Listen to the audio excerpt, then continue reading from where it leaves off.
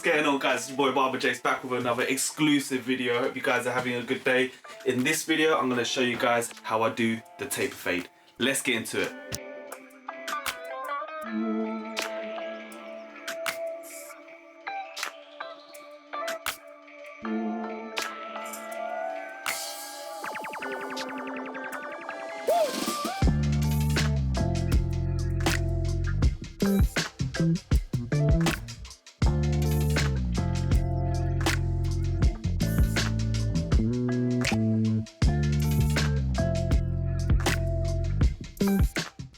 What's going on YouTube? It's Barber Jase. Welcome back to another tutorial. I've got my cousin Slim in the chair. We're going to go for a taper fade and we're going to chop some texture into the top. So most of the time I start off with a number 2, removing any excess weight and creating a nice shape to work on. The main focus is to blend the sides into the top as much as possible to make it easier to scissor over comb later on.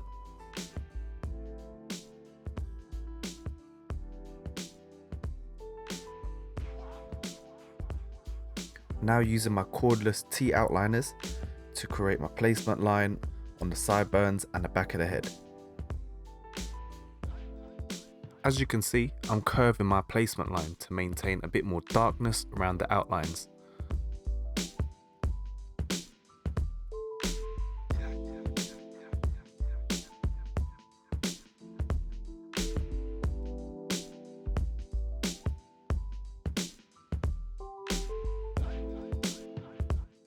When tapering the back, I usually take it up to the bottom of the earlobes. That's my normal reference point. If he wants it lower or higher, I'll take it a centimetre below or above that. You can see I take it just in line with the bottom of the earlobes, and I do the same on the other side to make sure it's nice and even.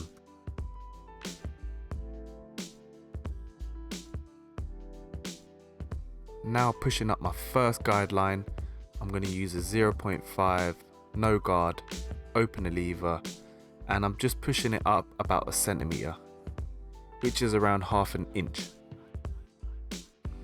I make sure my clipper is flat on the head when creating my placement line. I want that to be a true 0.5. I don't really flick out too much. I want a nice harsh guideline which is clear for me to see.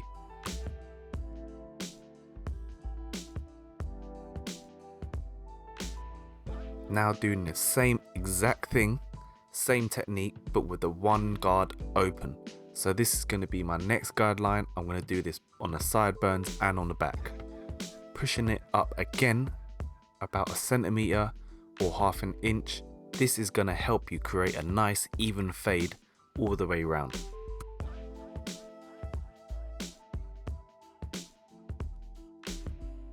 After the one open, all my guidelines will be in and I can start working on the fade.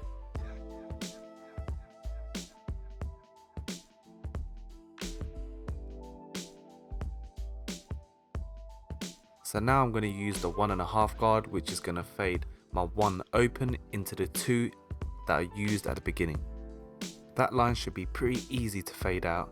So after that, I'm going to use my 0.5 guard, which is going to blend the 0.5 into the one guard open. Now I need to remove that initial placement line by using my clipper all the way closed, and I'm slowly going to open that lever to fade out that line. Because that initial guideline is so small, you need to use the corner of your clipper, which is more precise and accurate.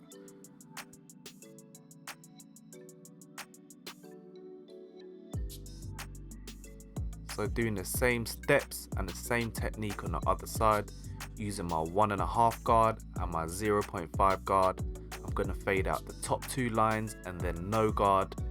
Right at the bottom, I'm going to fade out my initial guideline. This is my favorite way of fading, by creating guidelines. It's the most efficient way for me to fade. By creating all my guidelines, that takes me about 5 minutes, and then I can slowly work on the fade, which takes me about 15 minutes. So overall, I usually spend about 45 minutes on a haircut, which takes me 15-20 minutes on clipper work, 10-15 minutes on the top, the scissor work, and that gives me 10-15 minutes to refine the haircut, to style him up, and to get him out the chair ready for my next client.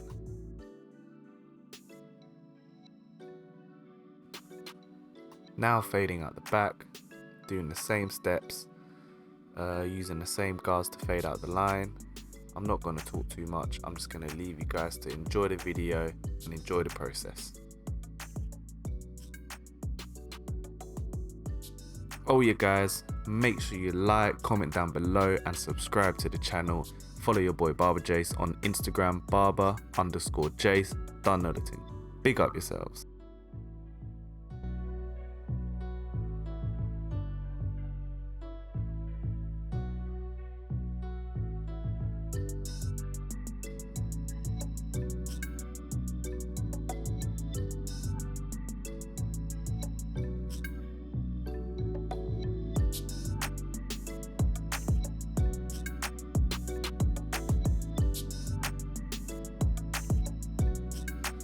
Thank you again guys for watching this video. If you've made it this far into the video, I appreciate you guys. Comment down below.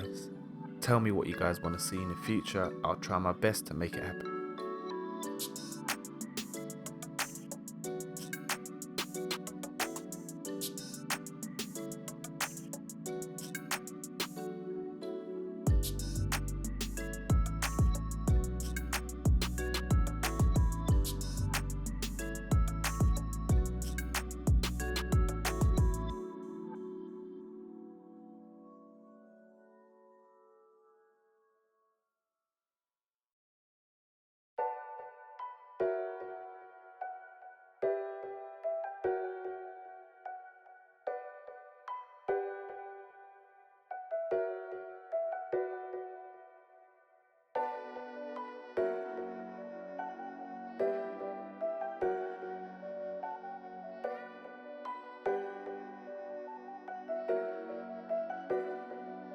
So now my fade is done, I'm going to start working on the outlines, making sure the line is nice and crispy. Crispy like your aromatic duck. Right now I'm using a comb at a 45 degrees angle to taper any hairs which are hanging over, which will allow me to create a sharper, cleaner line.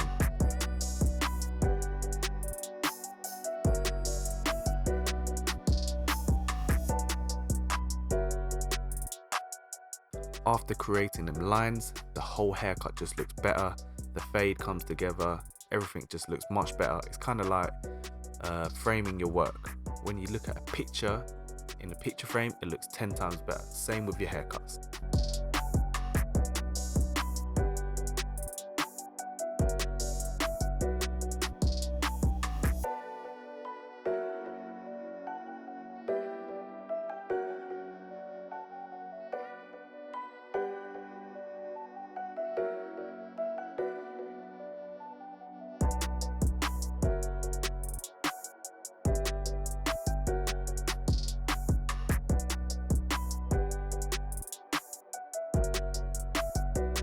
To finish off the fade, I'm using my Babyliss foils to touch up the hairline, keeping it nice and natural to give it that extra blurriness in the fade. So that's it for the clipper work. I hope you guys are enjoying it. I'm going to show you guys how I cut the top now.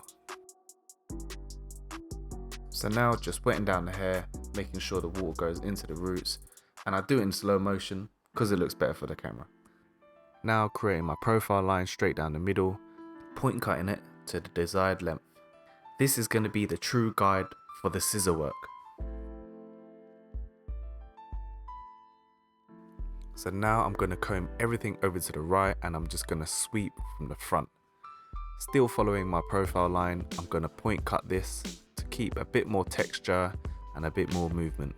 Especially with straight Asian hair, there's not much texture, it's just very straight and stubborn, so I'm going to point cut it definitely to create a bit more movement.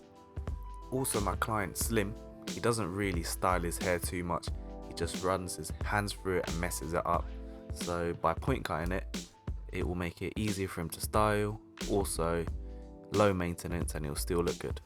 If you guys were wondering, I learned this sweeping technique from my boy F Santana that I used to work with. Shout out F Santana 88.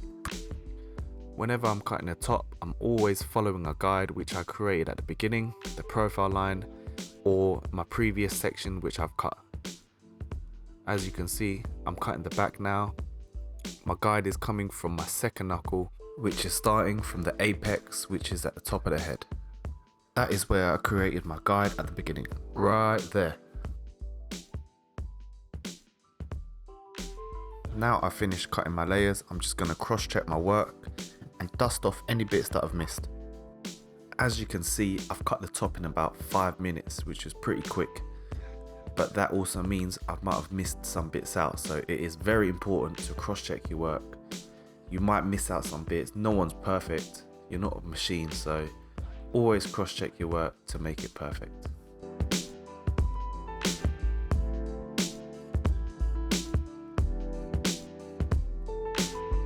After my layers are done, I'm just going to rough dry it to see how it sits naturally.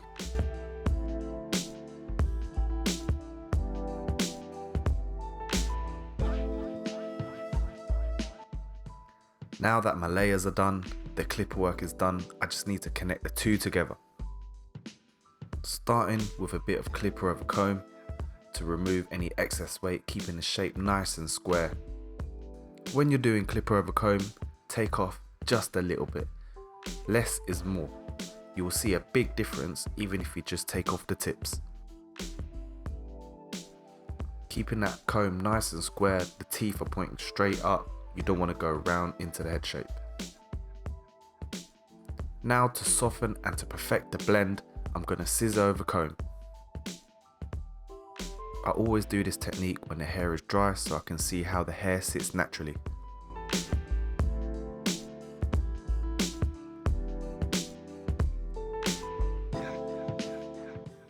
Now I'm adjusting the fringe by point cutting it so the fringe is not too blunt. I'm doing it through my comb for better tension, but I'm keeping it close to the forehead to see how it sits in its natural form.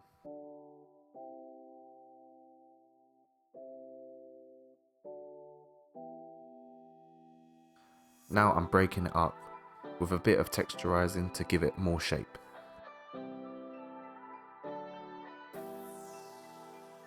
So right here I'm removing the weight behind the fringe by pulling it 90 degrees and rounding my fingers.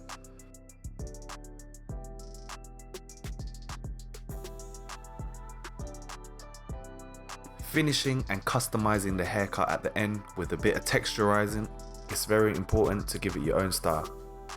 I'm just lifting the hair up in sections to keep it nice and clean, and I'm just chopping straight into it to create that nice textured look. Here's another technique to texturize the hair, slicing.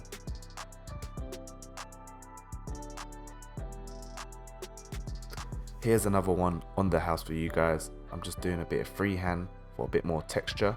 You can also do this through the comb.